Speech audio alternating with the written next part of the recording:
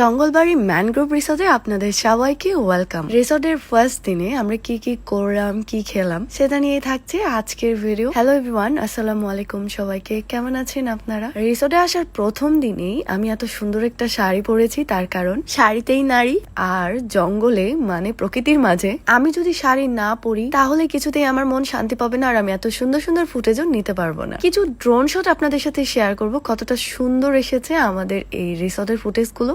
তার আগে বলি, আমার এত সুন্দর রংধনু শাড়িটা আপনারা অনেকেই পছন্দ করেছেন। যারা এই শাড়িটা নিতে চান বিডি এক্সক্লুসিভ ফেসবুক পেজে এখনই নক করতে পারেন। পেজ লিঙ্কটা আমার ডেসক্রিপশনে দেওয়া থাকবে। প্রকৃতির মাঝে এই শাড়িটা একদম ফুটে উঠেছে, তাই না? এত সুন্দর সুন্দর ভিডিও ফুটেজ এবং পিকচার এসেছে তা বলার মতো না। যদিও আমি অনেক বেশি অসুস্থ, তবুও এত সুন্দর প্রকৃতির মাঝে নিজেকে একটু করে হারানোর চেষ্টা, মানে নিজেকে ভালো রাখতে হলে যা যা করার দরকার সবকিছুই করছিলাম। আচ্ছা, এখানে আমাদের প্যাকেজের খাবার ছিল, মানে আমরা যে সেমি ডুপ্লেক্স রুম বুকিং করে দিয়েছিলাম তার সাথে তাদের ট্রলারে যাওয়া আসা এবং 3 বেলার খাবার একেবারে প্যাকেজ। তো এখানে আমরা দুপুরের খাবার হিসেবে পেয়েছিলাম ডাল ভর্তা, আলু ভর্তা এবং মাছ ভাজা, আর তার সাথে চিকেন ভুনাও ছিল, যেটা আমি দেখাতে পারি নাই ভিডিওতে। জ্বরের মুখে মাছ ভাজা দিয়ে ভাত খেতে আমার অনেক ভালো লাগছিল, এন্ড তাদের খাবারের রিভিউ যদি দিই অনেক বেশি সুস্বাদু ছিল। মাছে ভাতে বাঙালি বলে কথা।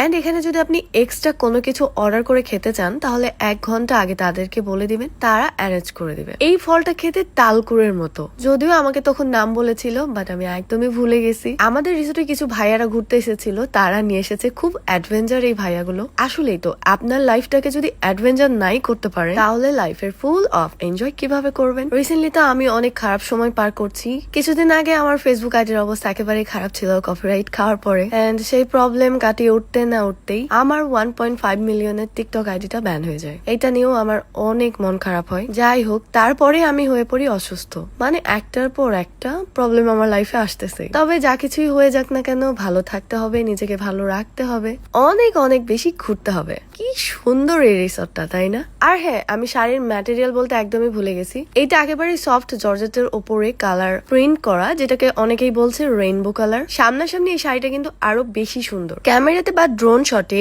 এই সৌন্দর্যটা একেবারেই কিন্তু ফুটে উঠছে না। প্রথম দিনে আমি রিসোর্টের সামনের দিকে ফুটেজ নিয়েছিলাম, বাট পেছনেও যে এত সুন্দর সুন্দর দৃশ্য ছিল সেটা আমি একদমই জানতাম না, মানে একেবারেই ভুলে গিয়েছিলাম। নেক্সট ভিডিওতে আমি আপনাদের জঙ্গলবাড়ি রিসোর্টের ফুল ভিডিও দেখাবো। জীবন নিয়ে কোনো অভিযোগ নেই, কষ্ট দুঃখ এগুলো তো লাইফে আসবে যাবে, কিন্তু ছোট্ট এই লাইফে অনেক অনেক ভালো থাকতে হবে, ভালো রাখতে হবে নিজেকে। একটা সময় আমার কাছে এই জায়গাগুলোতে ঘুরতে আসাটাও স্বপ্নের মতো ছিল, আর আজ চাইলেই এই জায়গাগুলো ঘুরে যেতে পারি। আলহামদুলিল্লাহ ফর এভরিথিং। জীবনে কখনো আশা ছাড়বেন না, ধৈর্য হারাবেন না। আপনার লক্ষ্য ঠিক থাকলে এবং পরিশ্রম করলে সফলতা একদিন অবশ্যই আসবে।